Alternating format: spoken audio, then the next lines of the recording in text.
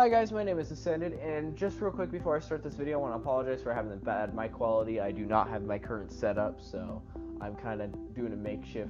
I'm trying to make it work right now, But today I'm going to talk to you guys, or I'm going to tell you guys a story about the time I got caught smoking weed, and let's just say it did not end up so well. So what had happened was, earlier in the day, we decided to go paintballing to celebrate my 17th birthday, and keep in mind, I am an idiot for what I did. So I took a couple of friends. I can't really name out their names, so I'm just going to give them random names. Like, I brought my best friend, Jake.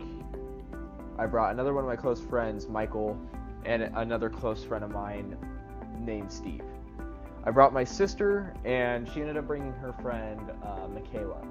So we all had a great time. We're all out paintballing. We're all having fun, doing our own thing, splitting off into teams, destroying each other, going back and forth, talking trash, whatever. And towards the end of the day, we decided to head back to the house. Well, my house in general. We're there for a while. We haven't really showered. We're about ready to eat. My dad decides to go get some Popeye's chicken for dinner, and my friend Michael decided to constantly eat cake, constantly eat things throughout the day. James came over, and he was just hanging out with us, talking a little bit of crap to me. We were just joking around, played some video games, and then he kind of left.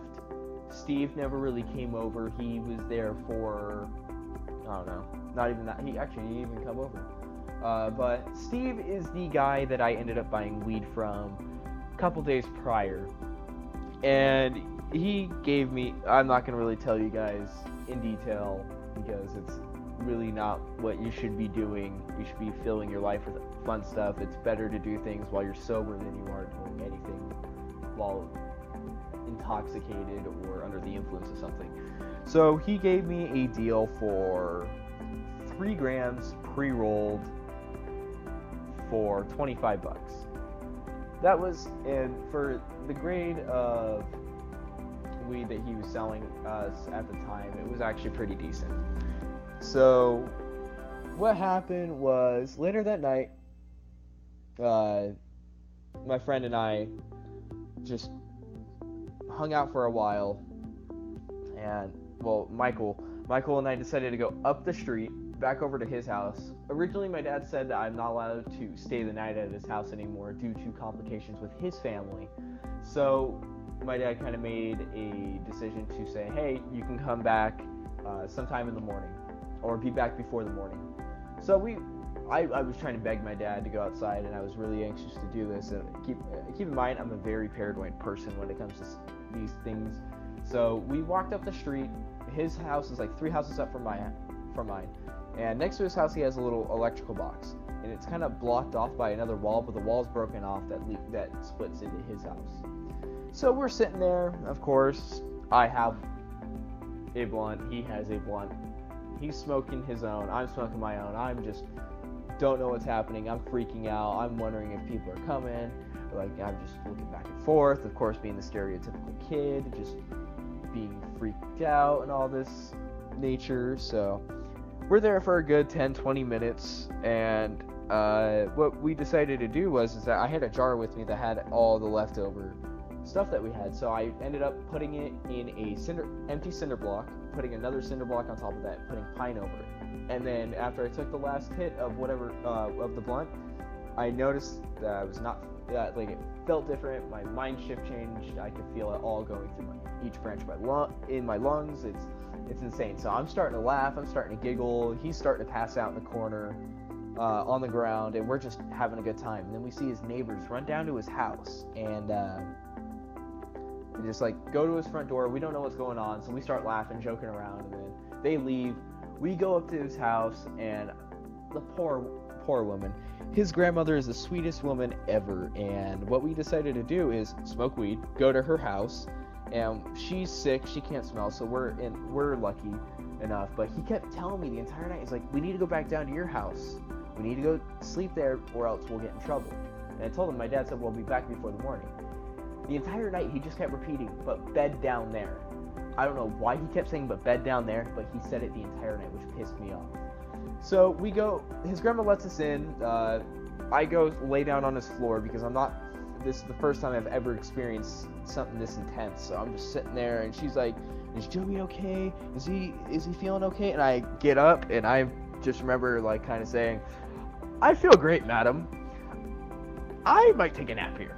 And something like that. So she told us that we can take over Michael's dad's room, which had a bigger bed, and we were all just hanging out. And keep in mind, he ate pot pies, 3 slices of cake, and corn dogs at his house, and also I think a meatball sub. So he decides to open up like the chips that you would use to eat chips and salsa with, and he ate that entire bag, and I could just hear it echoing in my ears, and he kept repeating, but bed down there. And I told him I'd give him the keys to my house and he could go stay the night there, but he's like, what would your dad say about that? And I didn't really think about it, so I'm like, you know what, screw it, we're gonna go down to my house. So we walk all the way down to my house, and I have the stupid idea, take off your shirt, throw it in the bag, and we'll just walk in shirtless with the bag and look at him like, what's going on? Keep in mind, my dad knows when you're under the influence of things, so it was kind of hard to hide it. So I unlocked the door, walked through, locked the door, look at him, put my head down, run immediately into the bathroom, and say I don't really feel so good.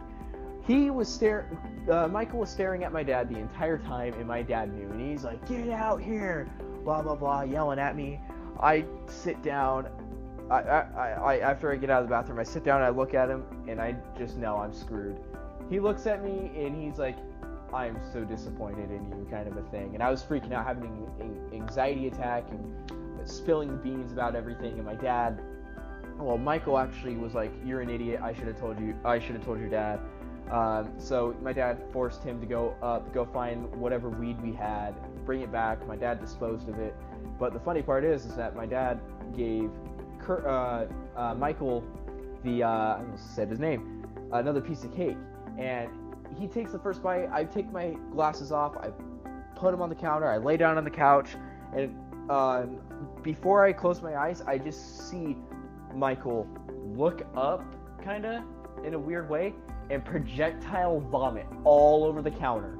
He pushes back, my dad's jumping back, he's puking all over the floor, all over the walls, and all over this stuff, and it's just like, oh my god, what is wrong with you? He puked about a good 5 times before he made it to the bathroom. None of it hit the toilet. It hit everywhere else. Towels were covered in puke. So what my dad decided to do was tell us that our punishment for the next couple hours was to clean up his puke. So, yeah, that ended not as we expected. It's because he overate he ate way too much food.